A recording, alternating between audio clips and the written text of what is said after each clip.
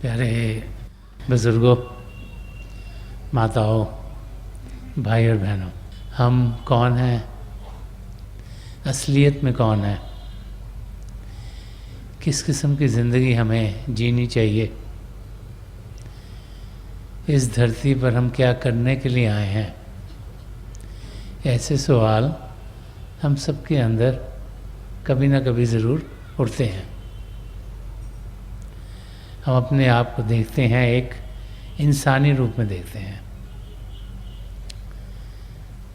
सुबह उठते हैं, शीशे में देखते हैं तो चेहरा दिखाई देता, उससे और कोई खूबसूरत चेहरा हमें दिखता नहीं। कामकाज की ओर बढ़ते हैं तो तरह तरह के लोगों को मिलते हैं और दिन भर काम करते हैं ताकि कुछ अपने लिए, कुछ अपने घर वालों के लिए हम प्रोवाइड कर सकें। और फिर शाम को जब घर आते हैं तो ये लगता है कि हम थक गए हैं, हमें आराम चाहिए और कुछ खा पी कर सोने की तैयारी करते हैं और सुबह फिर उठकर उसी रूटीन में लग जाते हैं। महापुरुष में बार बार समझाते हैं कि हम इस धरती पर सिर्फ खाने पीने के लिए ही नहीं आए, यहाँ पर आने का कुछ मकसद है और वो मकसद है असलियत को जानना। ये जानना कि हम हैं कौन। और जब हम अपनी ओर ध्यान देते हैं तो बहुत जल्दी हमें समझ आ जाता है कि इस शरीर के पीछे कुछ और भी है। कोई ताकत है जो इस शरीर को जान दे रही है, कोई ताकत है जो सांस को अंदर खींचती है और फिर सांस को बाहर बहती है। और उस ताकत की जानकारी पाने के लिए ही महापुरुष समझाते हैं हमें इस धरती पर भेजा गया है। उसे आत्मा कहें, सोल कहें, रूह कहें, कि वो ताकत ही हमारा असली रूप है। और उस ताकत की जानकारी पाते हुए हमें पिता परमेश्वर, जिसने सृष्टि रची, जिसके बहाने में सब कुछ होता है, उनको जाकर मिलना है कि आत्मा का मिलाप परमात्मा में कराना है, कि सेल्फ रियलाइजेशन, अपने आप को जानना, और गॉड रियलाइजेशन, फिर पिता परमेश्वर को पाना, आत्मा का मिलाप परमात्मा में होना। जब इंसान की समझ में ये आ जाता है कि ये शरीर सिर्फ 5 तत्वों का बना है और हर एक शरीर की मौत होगी, कोई ऐसा इंसान नहीं जो कि सदा सदा के लिए जीवित रहे। क्योंकि जैसे हमारी उम्र बढ़ती है, हम देखते हैं हमारे दादा दादी, नाना नानी, फिर माता पिता, चाचे ताए मामे, आस्ते आस्ते फैमिली में डेथ हर की में आनी शुरू हो जाती है। और तब ये समझ में आती है कि ये शरीर चंद क्षणों के लिए मिला है। वो इंसान जिसे हम बहुत प्यार करते हैं, जिसके बगैर जी नहीं सकते, जैसे हमें लगता है उनकी मौत हो गई, हम उन्हें शमशान भूमि में ले जाते हैं और उन्हें या क्रिमेट कर देते हैं, दफना देते हैं, जैसे जैसे इंसान के रीति रिवाज हों, ताकि जिस जड़ता का वो शरीर बना है उसी में जाकर वो मिल जाए। तो जैसे इंसान की उम्र बढ़ती है और अपने अंग संग मौत देखता है तो उसको ये समझ में आना शुरू हो जाता है कि शरीर सदा सदा के लिए रहने वाला नहीं, कि इस शरीर को कोई ताकत जान दे रही है। और फिर उस ताकत की जानकारी हम पाने की कोशिश करते हैं। उस ताकत को आत्मा कहा गया है, वो परमात्मा का अंश है। वो जब तक इस शरीर में है, इस शरीर में जान है, ये शरीर देखता भी है, सुनता भी है, चलता भी है, बोलता भी है, सूंघता भी है। लेकिन जैसे वो ताकत इस शरीर से सदा सदा के लिए चली जाती है, ना ये शरीर बोल सकता है, ना देख सकता है, ना चल सकता है, ना कुछ कर सकता है, तो उस ताकत की जानकारी हम कैसे पाएं? और वो आत्मा जो प्रभु का अंश है, जिसे इस मानव चोले में आने का मौका मिला, जो 84 लाख जिया जून में भटक रही थी, वो इस सुनहरे मौके का फ़ायदा कैसे उठाए?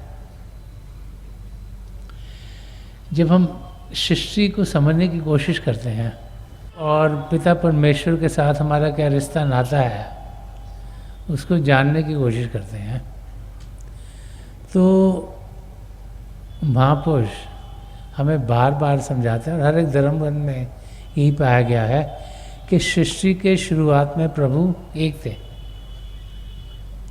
अकेले थे। उन्होंने एक से अनेक होने का संकल्प किया।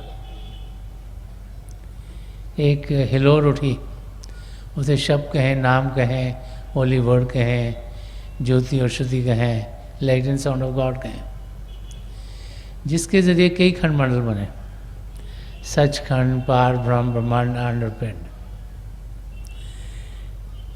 सचखंड में चेतनता ही चेतनता है, और ये पिंड का देश है जहाँ माया ही माया है। इस पिंड के देश में हमारी धरती है, आसमान, सितारे हैं, चंद्रमा, सूर्य हैं, और कई गैलेक्सीज हैं। हम एक गैलेक्सी के हिस्से में। जैसे जैसे ये मंडल बनते चले गए, इनको बसने के लिए प्रभु ने अपने अंशों को अपने आप से अलग किया और यहाँ बसने के लिए भेज दिया। शुरू शुरू में आत्मा जैसे सचखंड में आती थी और कुछ देर वहाँ रहकर फिर वापस प्रभु में लीन हो जाती थी। लेकिन जैसे जैसे और मंडल बने तो आत्मा को भी ये इच्छा हुई कि वो और कुछ देख के आए, और जैसे वो और मंडलों में पहुँचे, उनकी रंग में वो रंगी जाने शुरू हो गई। और फिर एक आत्मा जिसे काल कहा जाता है, उसने बड़ी तपस्या की और प्रभु ने खुश होकर उसको कुछ देने दे दी कि जो निचले 3 मंडल हैं, पिंड, अंड और ब्रह्मांड, और प्रभु ने अपनी मौज में काल को दे दी कि तुम इनको चलाओ। और काल ने कुछ वरदान प्रभु से मांगे जो प्रभु ने उसे दे दिए। उसने कहा कि जो ये आपने मुझे मंडल दिन को बसने के लिए मुझे कुछ आत्माएं भी भेजो ताकि मैं इन्हें चला सकूं। और फिर उसने कहा कि इन आत्माओं को आप ये याद न रहने दो कि वो आपसे जुड़ी हुई थी। 84 लाख जिया जून का विधान शुरू हुआ, जिसमें अलग अलग योनियों में आत्माएं जानी शुरू हुई, और वो भूल जाती थी कि वो कहाँ से आई थी, ताकि वो प्रभु का अंश है वो भूल जाए।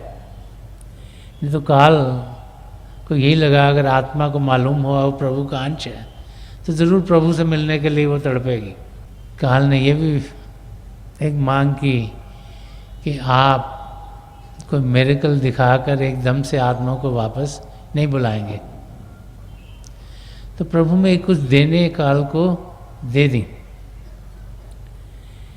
और प्रभु ने एक रास्ता आत्मा को वापस जाने का रखा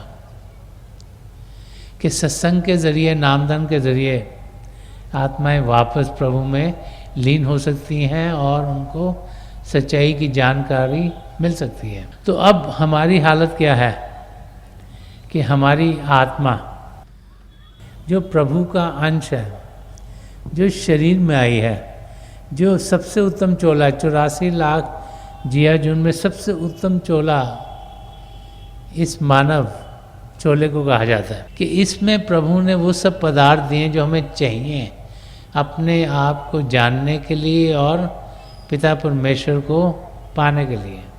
इस समय हमारी आत्मा को एक मौका मिला है प्रभु में लीन होने का, सच्चाई जानने का, लेकिन हमारी आत्मा पर खिंचाव काल का पड़ रहा है। काल नहीं चाहता कि हम अपने आप को जानें, काल नहीं चाहता कि हम प्रभु में जाकर लीन हो। तो काल ने बहुत सी अट्रैक्शंस इस दुनिया में डाली हैं, जिनके ज़रिए हम दुनिया में मस्त होना शुरू हो जाते हैं। तरह तरह की चीज़ें यहाँ पर, कोई स्पोर्ट्स की, कोई कलाकारों की, कोई अलग अलग चीज़ों की जानकारी की, जिसमें कि इंसान लग जाता है। और बहुत सी बार इंसान सोचता है कि उनसे उसे बहुत खुशी मिलेगी, आनंद मिलेगा, और वो फिर उन कार्यों में लगता लगता अपनी ज़िंदगी गुजार देता है। तो इस समय एक तरफ तो काल का खिंचाव है हमारी आत्मा पर, जो उसे दुनिया की ओर खींच रहा है, और दूसरी तरफ पिता परमेश्वर का खिंचाव है जो उसे अपनी ओर खींच रहा है, क्योंकि सिर्फ इंसानी चोले में ही हमारी आत्मा पिता परमेश्वर से मिल सकती है। प्रभु हमें प्रेम के ज़रिए खींचते हैं। प्रभु प्रेम के महासागर हैं। हम उनका अंश होने के नाते उसी महासागर की बूंद हैं, और प्रभु को पाने का रास्ता भी प्रेम का रास्ता है। तो प्रभु से प्रेम करना, जब ये हमारी ज़िंदगी में आ जाता है, जब प्रभु के प्रेम का हम अनुभव करते हैं, तो फिर हम प्रभु की ओर खिंचना शुरू हो जाते हैं। प्रभु चाहें तो हमें एक सेकंड में ही अपने पास बुला सकते हैं, लेकिन उन्होंने वादा किया है कि मैं कोई जोड़ नहीं डालूंगा, कोई खिंचाव नहीं डालूंगा, कोई मिरेकल नहीं दिखाऊंगा। तो वो चाहते हैं कि हम खुद ब खुद उनकी ओर जाएं। तो उन्होंने हमें फ्री विल दी हुई है कि हम किस ओर जाना चाहते हैं। हम सबकी ज़िंदगी में कर्म है। जैसे जैसे हम मानव चोले में थे, हम सोचते हैं, हम बोलते हैं, हम कार्य करते हैं, उससे कर्म बनते हैं। सबसे बड़ा संग्रह कर्मों का उसको संचित कर्म कहते हैं। वो हर एक ज़िंदगी में जो कर्म है वो जुड़ते चले जाते हैं और बढ़ते हैं और बढ़ते हैं और बढ़ते हैं। उनमें से एक हिस्सा लिया जाता है जिसे प्रलभ कर्म कहते हैं, जो ज़िंदगी में हमने झेलने हैं। तो 75% हमारी ज़िंदगी उस पर निर्भर है, लेकिन 25% हम सबके अंदर फ्री विल है कि हम अपने रास्ता कैसा ढूंढना चाहते हैं, वो हम पर निर्भर है। प्रभु चाहते हैं कि हम खुद ब खुद उन्हें चाहें। वो प्रेम के ज़रिए हमें अपनी ओर खींचते हैं, लेकिन वो चाहते हैं कि हम खुद ब खुद चाहें कि हम प्रभु से मिलना चाहते हैं, तभी हम उनकी ओर बढ़ पाएंगे। जब हम हिस्ट्री की ओर देखते हैं, महापुरुषों की ओर देखते हैं, तो हम देखते हैं कि कैसे जब हम महापुरुषों की ज़िंदगी को पढ़ते हैं तो उनकी ज़िंदगी प्रेम से भरपूर थी। संत महापुरुष जिन्होंने बहुत कुछ प्रभु के बारे में लिखा है, रूहानियत के रास्ते के बारे में लिखा है, सच्चाई के रास्ते के बारे में लिखा है, जब उनकी टीचिंग्स को पढ़ते हैं तो वो सब प्रभु के प्रेम से भरपूर हैं। मीराबाई जी की जब शुरू की ज़िंदगी की ओर देखते हैं तो बहुत कुछ उन्होंने कृष्ण जी महाराज के प्रेम में लिखा है। फिर उनकी ज़िंदगी में संत रविदास जी महाराज की देन हुई। अब बहुत कुछ उन्होंने फिर संत रविदास जी महाराज के बारे में लिखा है कि उनका लगाव कैसे संत रविदास जी महाराज के साथ हो गया, और फिर रविदास जी महाराज से जो उनका प्रेम था वो प्रभु के प्रेम में बदल गया। सगुण भक्ति से निर्गुण भक्ति की ओर, सघन भक्ति वो होती है जब किसी शेप में हम प्रभु को पाने की कोशिश करते हैं। निर्गुण भक्ति वो होती है जब प्रभु को हम निरंकार, जो जिसकी कोई शेप नहीं, जिसका कोई आपा नहीं, जिसकी कोई लिमिट नहीं, जिसकी कोई सीमा नहीं, उसमें प्रभु को पाते हैं। तो पिता परमेश्वर जानते हैं कि हम इंसानी चोलों में हैं, हम मन इंद्रियों के घाट पर जीते हैं, तो जानते हैं कि प्रभु का प्रेम आत्मिक लेवल पर ही पाया जाता है। तो हमें अपना प्रेम दर्शाने के लिए वो हमारा लगाव किसी जीवित जावत हस्ती से करा देते हैं। उस हस्ती को हम सद्गुरु कहें, मास्टर कहें, गुरु कहें, किसी भी नाम से पुकारें, मुर्शिद कहें। और जब हम महापुरुषों की ज़िंदगी पढ़ते हैं तब देखते हैं कि कितना प्यार उन्हें अपने सद्गुरु से था। बहुत सी बार हम सत्संगी भाई बहन, जब हम संत कृपाल सिंह जी महाराज और दयाल प्रसन्न दर्शन सिंह जी महाराज के सत्संगों में जाते थे, तो कई बार ही देखते थे कि कई वहाँ पर ऐसे लगता था कि ये तो बहुत मस्त है इंसान, और हम सोचते थे कि इनके अंदर इतनी मस्ती कहाँ से आई।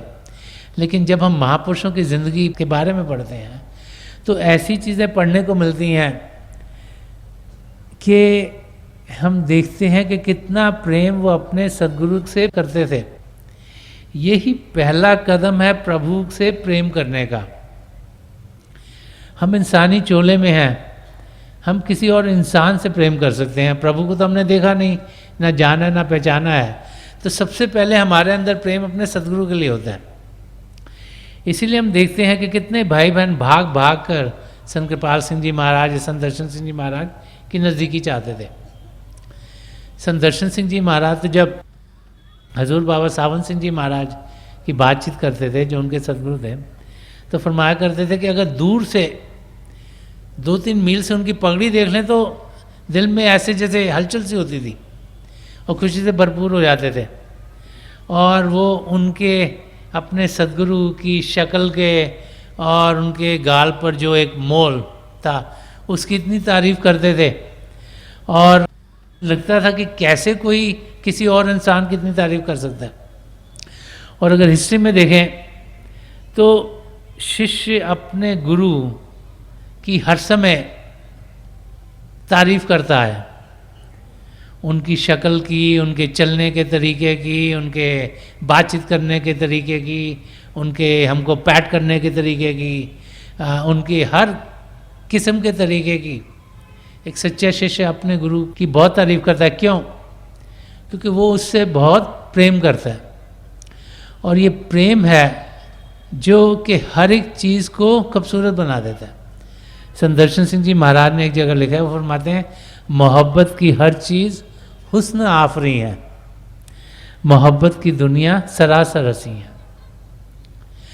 कि प्यार के अंदर हर एक चीज़ खूबसूरत है और खूबसूरत है और खूबसूरत है, और जो प्यार की दुनिया है वो हंसी खुशी से भरी हुई है, खुशियों से भरी है, सुख चैन से भरी हुई है।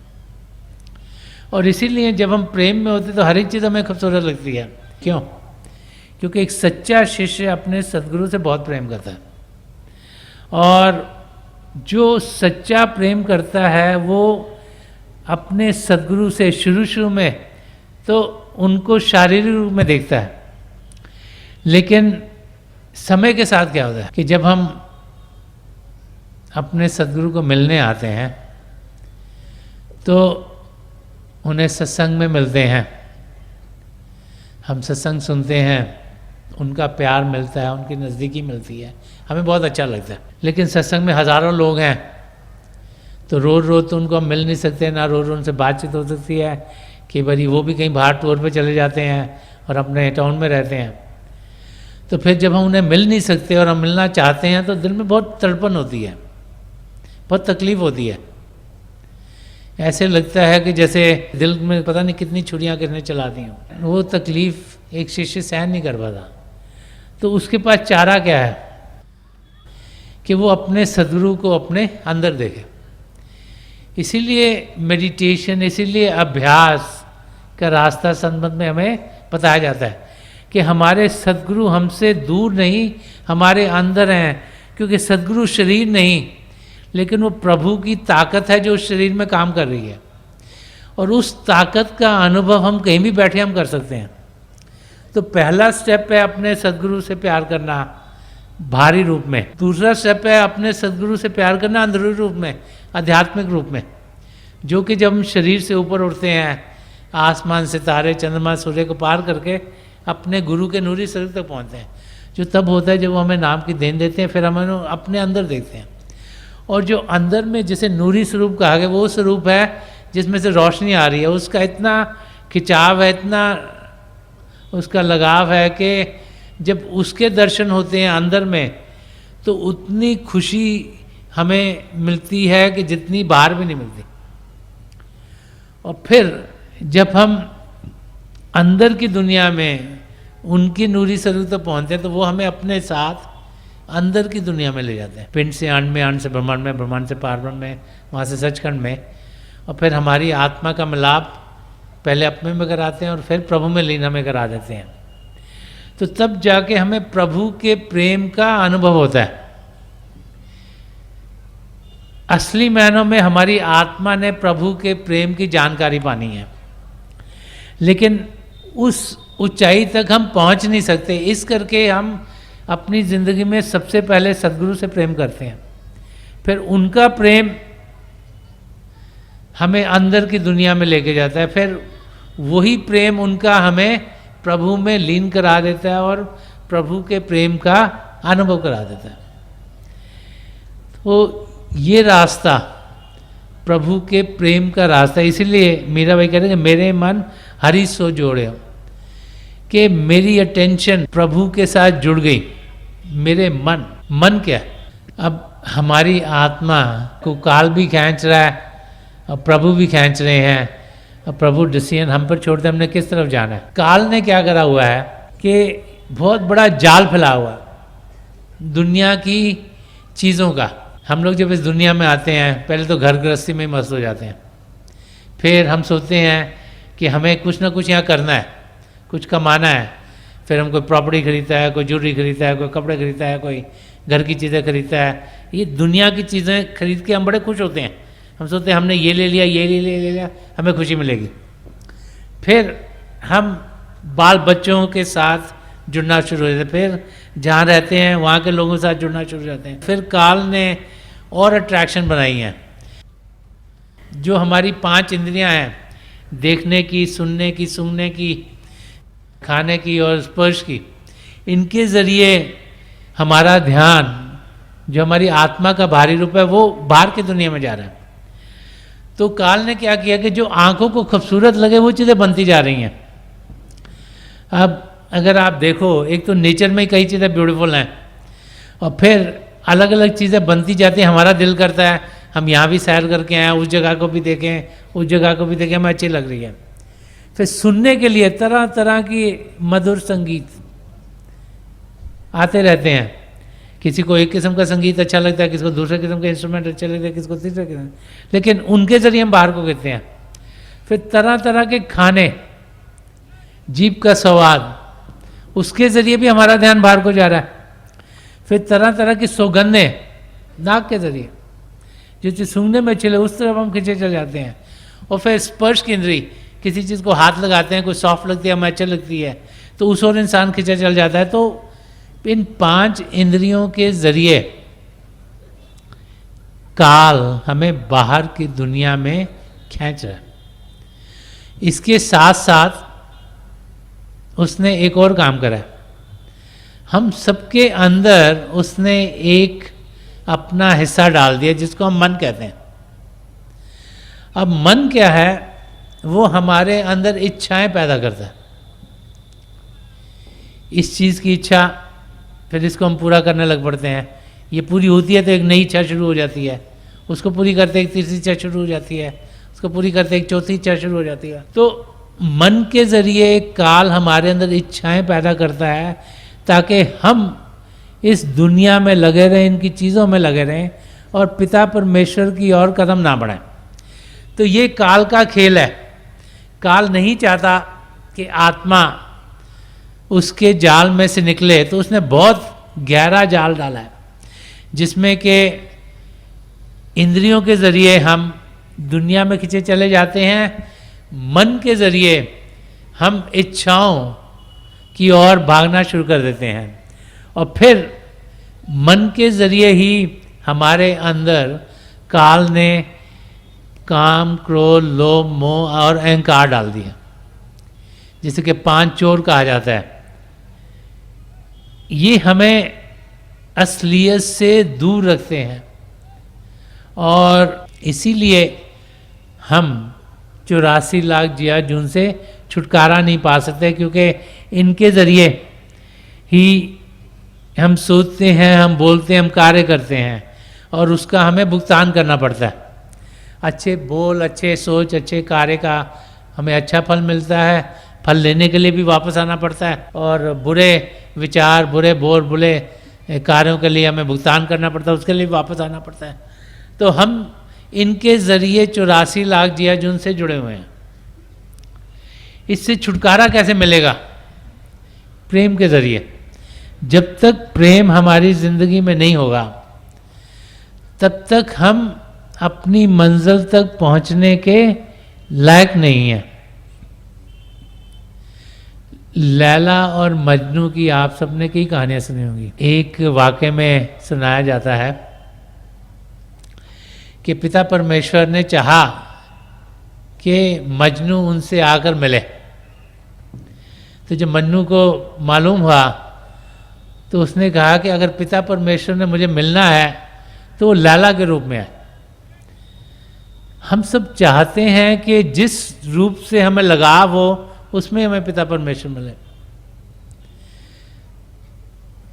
रूमी, जिन्होंने बहुत कुछ रूहानियत के बारे में कहा, उन्होंने कहा कि जब मैं पिता परमेश्वर को देखूं, अगर 1000 बारी देखूं और अगर 1000 आंखों से देखूं, तो हर पल मुझे नया नज़ारा दिखाई देता है। इतना प्रेम जब हमारे अंदर होता है तभी हम अपनी मंजिल की ओर बढ़ते हैं। संदर्शन सिंह जी महाराज ने एक जगह फरमाया है कि I have no friend except my beloved, I have no work except his love, कि मेरा इस दुनिया में अपने सदगुरु के सिवाय कोई दोस्त नहीं और उन्हें प्रेम करने के सिवाय मुझे कोई काम नहीं। तो इस किस्म का प्रेम जब इंसान के अंदर होता है तभी वो अपनी मंजिल की ओर बढ़ता है। तो प्रभु भी चाह रहे हैं कि हमारी आत्मा उनमें जाकर लीन हो, वो भी चाह रहे हैं कि हम 84 लाख जिया जून से छुटकारा पाए। इसीलिए प्रभु ने हमें ये मानव चोला दिया, नहीं तो हम किसी भी योनि में जा सकते थे। ये पिता परमेश्वर की देन है कि ये मानव चोला हमें मिला है और इस चोले में प्रभु ने वो पदार्थ दिए ताकि हम सच क्या है, झूठ क्या है, उसका निर्णय कर सकें और सच्चाई की ओर कदम बढ़ा सकें। जब हम सत्संग में आते हैं तो वहाँ पर समझाते हैं कि जो सत्संग में हम जो सत्संग सुनते हैं वो खाली 1/3 हिस्सा है जो कानों के ज़रिए हमारे जहन में जा रहा है, हमारे अंदर जा रहा है।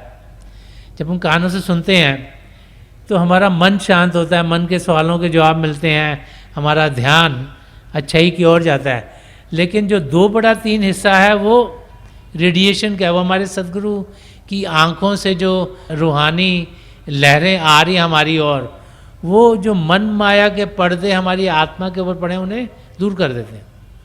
जितनी देर वो मन माया के पर्दे होंगे हम असलियत को नहीं जान पाएंगे और हम अपने कदम अपनी मंजिल की ओर नहीं बढ़ा पाएंगे। तो बार बार जब हम सत्संगों में आते हैं तो उस स्पिरिचुअल रेडिएशन के अंदर मन माया के पर्दे हटने शुरू हो जाते हैं। इसीलिए हमें समझाया जाता है कि जब हम सत्संग में आए तो हम पात्र हों, कि हमारा पूरा ध्यान सत्संग में होगा, ध्यान किसी बाहर की चीज़ में होगा तो फिर हम कुछ पा नहीं सकेंगे।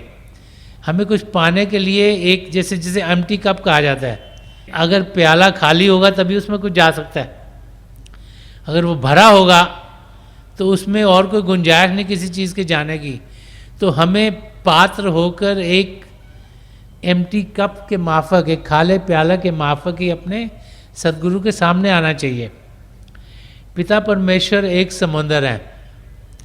अब अगर आप समुंदर में जाना चाहो, आप किनारे पर हो, तो आपको किसी जगह से एंटर करना पड़ता है समुंदर में, तभी आप जा सकते हो। तो जो पिता परमेश्वर जो कि प्रेम के महासागर हैं, उनके अंदर जाने के लिए हमें सद्गुरु की ज़रूरत है।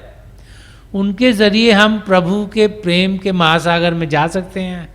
वो हमें तैरना सिखाते हैं और हमें उस पार पहुंचा देते हैं। तो हम जिस मकसद से इस धरती पर आए हैं, जो अपनी आत्मा का मिलाप परमात्मा में कराना है, वो तब होगा जबकि हमारी आत्मा, जिसका के बाहरी रूप ध्यान है, वो पिता परमेश्वर की ओर होगी। हमारा मन जो कि हमें बाहर की दुनिया में लेके जा रहा है, उसको हमने प्रभु के साथ जोड़ना है। इसीलिए सिमरन किया जाता है। सिमरन प्रभु के नाम का जाप है। और सन्मत के रास्ते में समझाया जाता है कि सिमरन ऊंचा नहीं करना, मन ही मन करना है। मन ही मन क्यों करना है? ताकि मन प्रभु की ओर हो, क्योंकि मन ही है जो हमें प्रभु से दूर करता है। मन ही है जो हमें दुनिया की चीज़ों में लगाता है। मन ही है जो अलग अलग इच्छाएं भेजता है। मन ही है जो काम क्रोध लोभ मोह अहंकार से में घेर लेता है। अगर वो प्रभु की ओर हो गया तो फिर हम बड़ी आसानी से प्रभु की नज़दीकी पाएंगे। शरीर को शांत करना बहुत आसान है, मन को शांत करना बहुत मुश्किल है।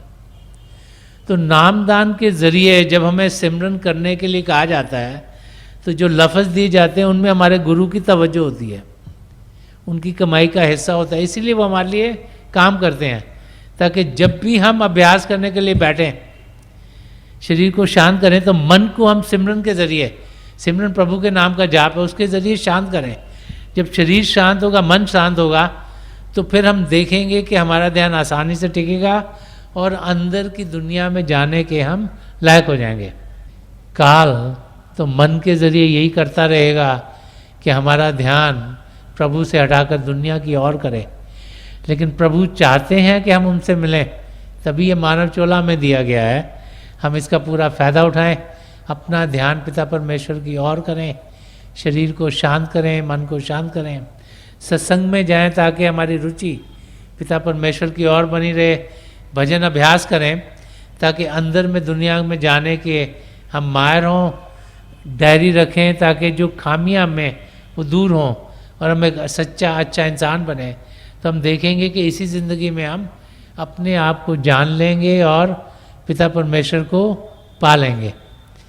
मेरी पिता परमेश्वर के चरण कमलों में और जो पिछली सेंचुरी के महापुरुष हुए हैं, हजूर बाबा सावन सिंह जी महाराज, परम संत कृपाल सिंह जी महाराज और दयाल प्रसन्न दर्शन सिंह जी महाराज, इनके चरण कमलों में यही प्रार्थना है कि सच्चाई का रास्ता ये हमारी ज़िंदगी में हमें दर्शाएं, हम अपने आप को सही रूप में जानें और इन महापुरुषों की दया मेहर से हमारी आत्मा का मिलाप परमात्मा में हो।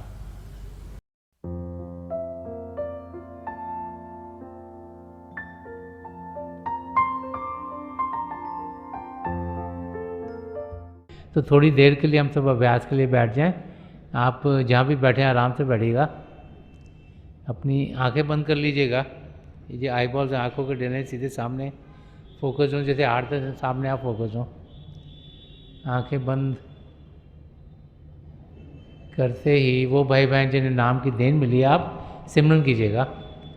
और जो भाई बहन यहाँ नए हैं, आप पिता परमेश्वर के किसी भी जाति नाम का जाप कीजिएगा। जाप मन ही मन करना, ऊंचा नहीं दोहराना। मेरी प्रभु के चरण कमलों में और जो पिछली सेंचुरी के महापुरुष हुए हैं, हजूर बाबा सावन सिंह जी महाराज, परम संत कृपाल सिंह जी महाराज और दयाल प्रसन्न दर्शन सिंह जी महाराज के चरण कमलों में यही प्रार्थना है कि जो जो हम सबके लिए बेहतर हो, ये महापुरुष हमें दें, हमें सबके साथ जोड़ें और हमारे भीतर प्रभु की ज्योत के हमें दर्शन करवाएं। थोड़ी देर में मैं आपको इस बैठक से उठाऊंगा और मेरी शुभकामनाएं आप सबके साथ हैं।